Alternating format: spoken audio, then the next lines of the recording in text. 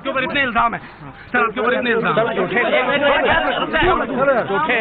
झूठे कैसे हैं आपके ऊपर? आपके गुंडे इतने खड़े थे वहाँ पे, हजारों आदमी हरियाणा पुलिस से। मेरे नीचे राष्ट्रीय समाज सेवा समिति नहीं तो आपकी समिति है?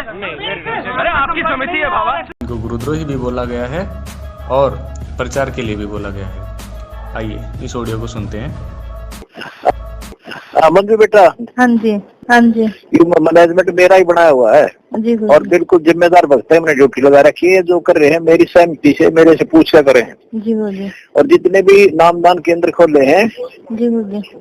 वो मेरी आज्ञा से खोले जाते हैं, ठीक है जी बोलिए। उन्होंने कहा मैं आपको बंद करूंगा और आपके इक्यावन भक्तों को ही बंद कर दूंगा। हाँ, हमने तो बंद होना ही है, हम तो बंद होंगे ही बल्ला जी, हमने तो जेलों में ही रहना है। परंतु आप अपना हिसाब लगा लो, आपके हाथ में कलम है। जब आपका तो परमात्मा संत रामपाल जी हैं, मैं आपका दूसरा नंबर दिया है, सेकंड गॉड। अब तेरे हाथों में मान मृत्यु भी दे सकता है, फांसी दे सकता है और छोड़ भी सकता है। परंतु उन्होंने हमें 5 नवंबर को 5 नवंबर दी हमें तारीख फिर पेशी के लिए, और उन्होंने क्या आपकी कमेटी के लिस्ट दीजिए मेरे को। कमेटी की लिस्ट मैंने उन्हों को दे दी है। अब हम 5 नवंबर को मैं और 50 अपने मेंबर जो पदाधिकारी हैं मेंबर बना रखे हैं, क्या उनकी हमारी 5 नवंबर को हाजिरी है। और उन्होंने हमारे गुरु महाराज जी की पहले तो एप्लीकेशन भगा दी, अब छुट्टी की मंजूरी हाजिरी माफ़ी नहीं करते, फिर वापस बुला करके परमात्मा ने उसकी कलम से लिखवा दिया। और सतगुरु रामपाल जी महाराज की जय हो, क्योंकि वो चाहते हैं संत रामपाल जी महाराज को इसके विषय में जोड़ने के लिए। परंतु मैंने उनको बताया इससे कोई लेना देना नहीं है इस कमेटी से।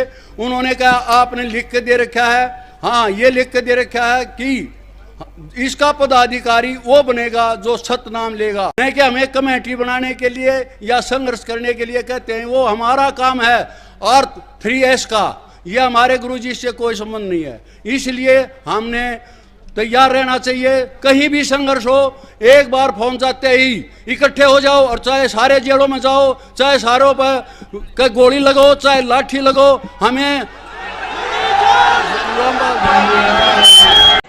आखिर हाथ में हथियार उठाकर बाबा के समर्थक बीमार बाबा की तबीयत कैसे ठीक कर सकते हैं?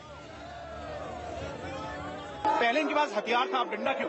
देखिए, ये संत रामपाल जी महाराज जी के यही नहीं है सब, ये राष्ट्रीय समाज सेवा समिति के कमांडो हैं। और राष्ट्रीय समाज सेवा समिति के कमांडो यहाँ पर सारे सुरक्षा व्यवस्था देखते हैं।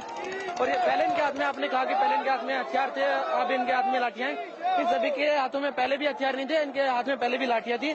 और ये यहाँ पर जो भी कोई अभद्र व्यवहार ना हो, किसी प्रकार का कोई अफरा तफरी का माहौल ना हो, इस तरह से इन्होंने लाठी डंडे यहाँ। बंदी छोड़ कबीर साहेब की जय, बंदी छोड़ सतगुरु रामपाल जी महाराज जी की जय हो। सत साहेब, सभी भाई और बहनों को मेरी तरफ से सत साहेब। मेरा नाम मंजू है, मैं गुरु जी की छोटी बेटी बोल रही हूँ। वैसे तो हम सभी परमात्मा के बच्चे हैं, लेकिन संसारिक दृष्टि से मैं गुरु जी की बेटी बोल रही हूँ।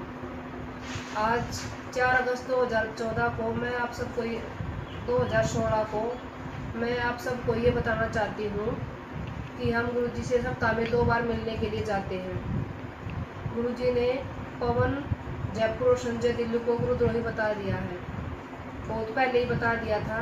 जो ये ऑडियो डाल रखी है पवन जयपुर और संजय दिल्ली ने, ये बहुत पुरानी है। जो भी भगत इन पवन और संजय के संपर्क में आ चुका हो तो गुरुजी का आदेश है अपना नाम शुद्ध करवा ले। यदि किसी भी भगत को किसी प्रकार की कोई शंका हो तो हमसे संपर्क करके पूछ सकते हैं। एक विशेष सूचना, गुरुजी का आदेश है कि मोहनलाल जी की मानकर चले। सभी भाई और बहनों को सत साहिब। नानी बंदी छोड़ सतगुरु रामपाल जी महाराज की जय हो। ये मेरी माता जी है। हम सभी पूरा परिवार गुरुजी से मिलने के लिए जाता है। सत साहिब। बंदी छोड़ सतगुरु रामपाल जी महाराज जी की जय हो। सत साहिब। समझ में बेटा? हाँ जी जी तुम हाँ मैंने पता लगा है ये संजय जो पवन है वो बकवास कर रहे हैं कि मैनेजमेंट नो नहीं होने देता, मैनेजमेंट ऐसे नहीं कर रहा, गलत है। हाँ जी ये मैनेजमेंट मेरा ही बनाया हुआ है जी और बिल्कुल जिम्मेदार भक्त है, मैंने ड्यूटी लगा रखी है। जो कर रहे हैं मेरी सहमति से मेरे से पूछ कर करें। जी बोलिए। और जितने भी नामदान केंद्र खोले हैं जी बोलिए। वो मेरी आगे से खोले जाते हैं, ठीक है। जी बोलिए।